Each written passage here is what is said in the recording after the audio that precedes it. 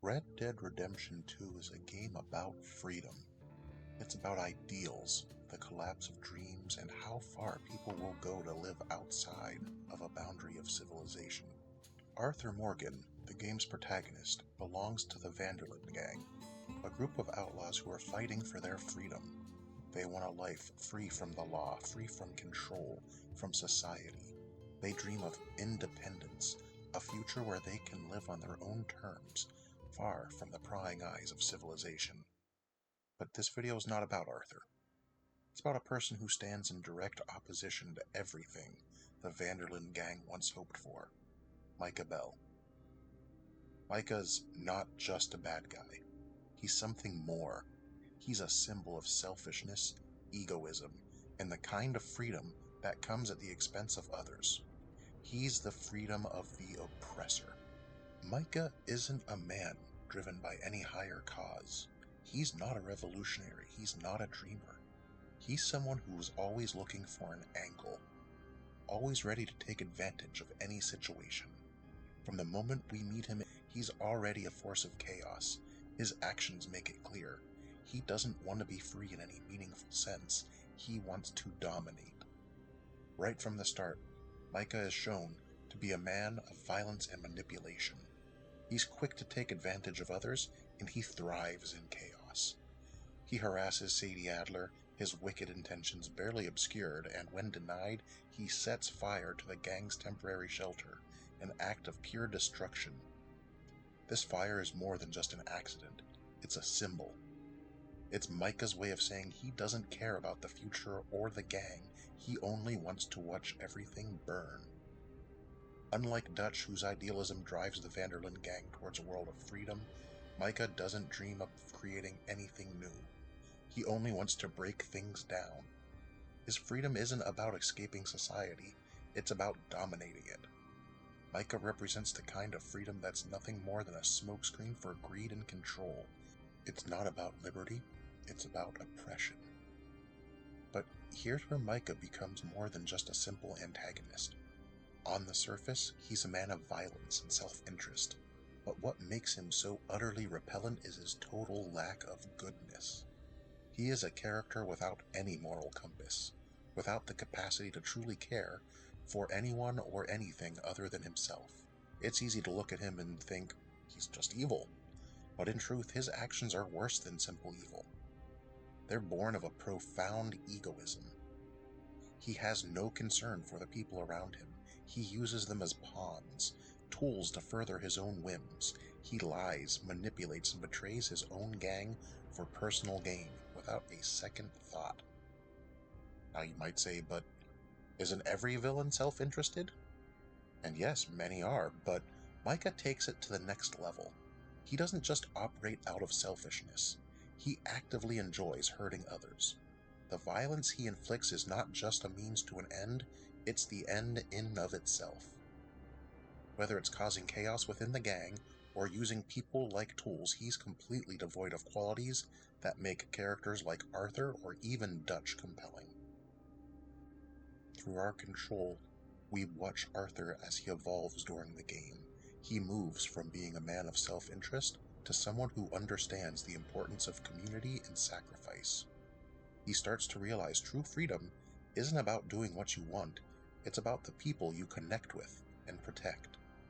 And through Arthur's eyes, we see those same people around him also evolve and grow into people who are at their very core good people.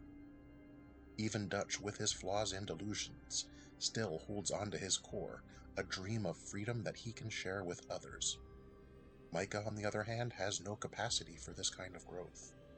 His actions make it clear that his idea of freedom isn't about mutual respect or creating something bigger than himself. It's about satisfying his own desires, no matter the cost. He's the type of person who would burn down the house everyone's staying in just to prove that he can. In Micah's eyes, freedom is the ability to take, not to create, and this ultimately is what makes him so toxic. But what makes him fascinating, though, is not just his actions, it's how he maneuvers his way into a position of power within the gang. Dutch, who is at one point driven by ideals of community and interdependence, sees Micah as a tool. At first, he's a useful ally, someone who's willing to do the dirty work. But as civilization closes in, and Dutch's ideals begin to fade, and desperation begins to set in, he turns to Micah for support.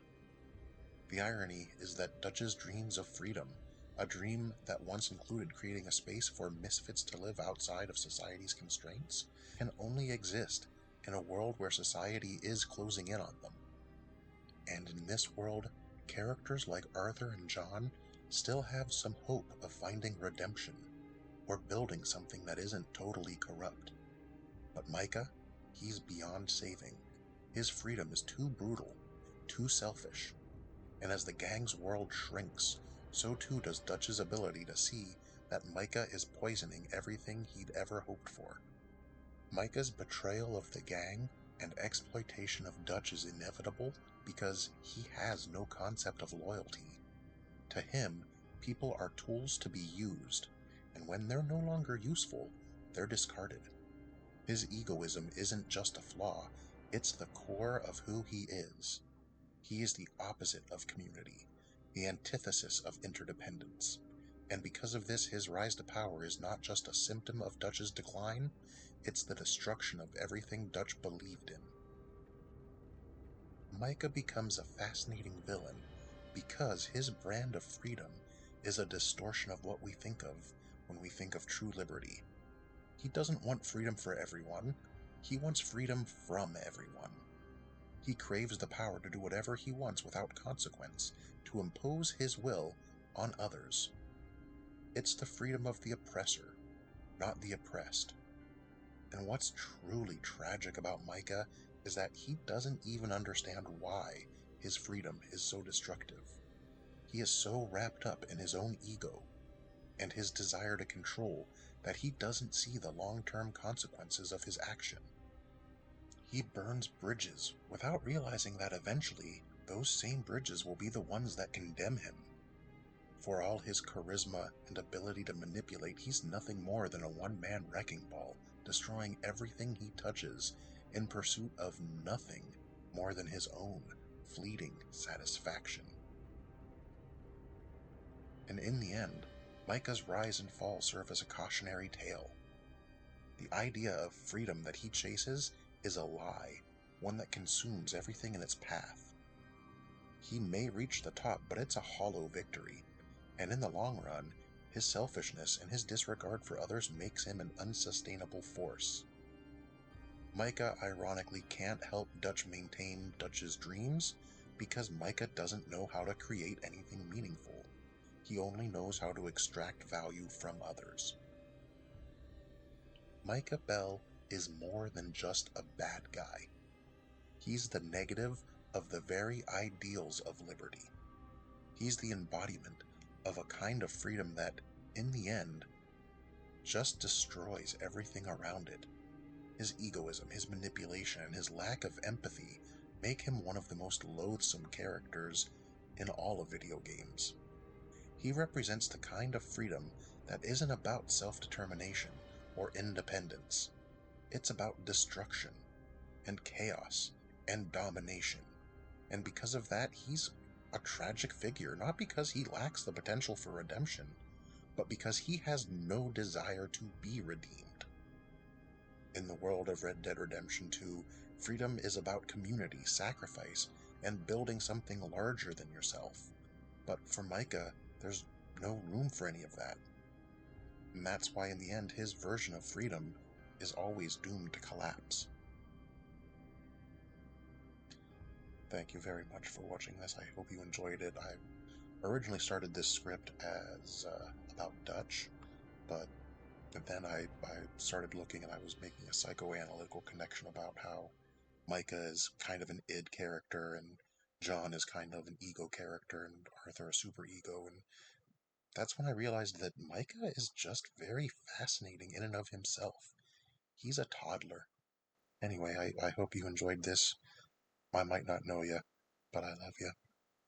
Have a good day, and watch out for people like Micah.